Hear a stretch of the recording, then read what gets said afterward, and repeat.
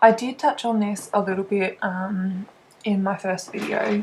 I was talking about the 5 summies that I've got in my head, and before I recognised what all the noise in my head was, I tried to describe what it was like with feelings. So I have this area that's like dark feelings and dark thoughts and dark memories. I have my vessel, which I actually, it's hard because I painted this so long ago. It does fit what I was feeling at the time because the vessel is a little bit ugly. And now that I look at it, I think that my vessel is a lot prettier now, but maybe I just need to paint a new one. But I was looking at it the other day and I thought, oh, I really need to make that flower look a little bit better. But I think that it's important that I don't, because the flower represents how poorly I was feeling at the time. I do have a little bit of light feelings and thoughts over here, and if I were to draw this these days, I imagine it would be opposite. My life is a lot lighter now. Oh. I might paint one and then show you. And you'll be able to see how I'm feeling. When something makes me feel uncomfortable, makes me feel anything negative, I tend to avoid it. That's where the drinking comes in. It also is where, if a situation makes me uncomfortable, say there's going to be a big party and my mood isn't the best, and I know that I'm going to have to fake a smile, and I have all this anxiety about people judging me, I'd rather just not attend that party, which is silly because I'm missing out on things. And I've really tried this year to get myself involved. The other way that my avoidance comes out is I will start therapy and getting into like the really deep roots of trauma, and when it starts to hurt too much, I don't want to talk about it anymore. It's really hard to talk about, and there are some words that I feel like I know the words and I know what happened, but when I actually say it, I'm putting myself into a category where I'd be open to the stigma, and I really want to stop the stigma. You know, I want people to feel comfortable to talk about what's going on without feeling like they might have somebody reject them in a really ugly way, which is not the rejecteur's fault. It's just that they're not understanding, and I feel good for them that they haven't experienced my stuff. I don't want anybody to ever experience what I've experienced. I also don't want anybody to ever experience what the person who hurt me experienced. I kind of feel like there's no closure with that person. I did see him in public one time. We were at the same TAFE. He was doing an apprenticeship, so he was like rarely there, and I was only there 3 days a week. So like I didn't expect that I would ever bump into him, but I was in the cafeteria one day after this had happened, and he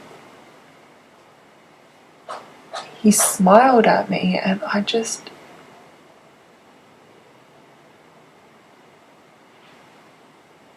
was like,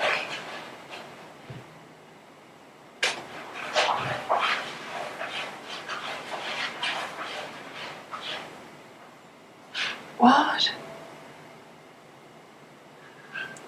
Who do you...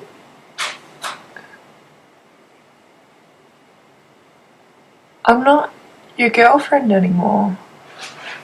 I'm the girl that you got too drunk one night, came home at 2 a.m. in the morning and tried to get into my pants, and then when I rejected you, you lost your shit and threw your drink all over my room. And when I went to get a towel to clean up the mess that you made, you used the skills that you had learnt from your martial arts training against me. I hit my head, and my soul, my spirit was removed from my body. And I remember looking down at myself, just thinking, how did we get here?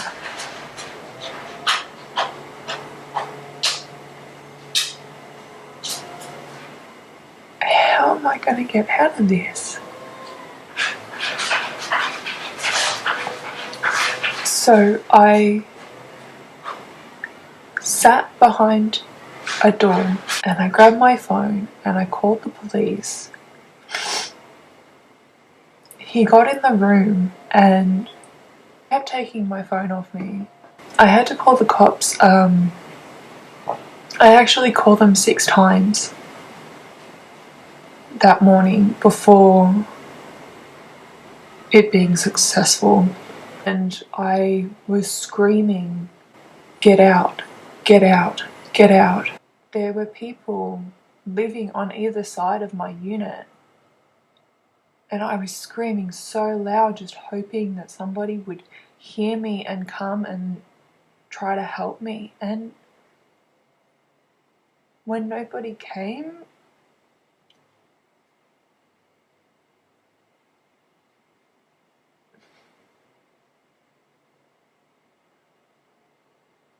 I was screaming so loud, I was so scared, and I was trapped. And he was out of his mind. When I looked at him, his eyes just, it looked like his eyes were just like this emptiness.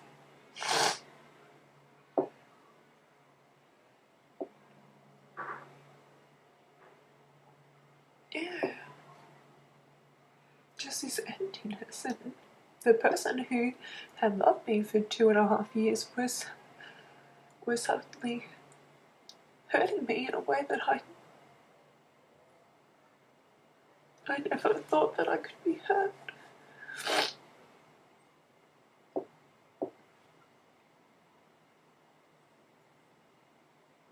It's about 10 years later now, and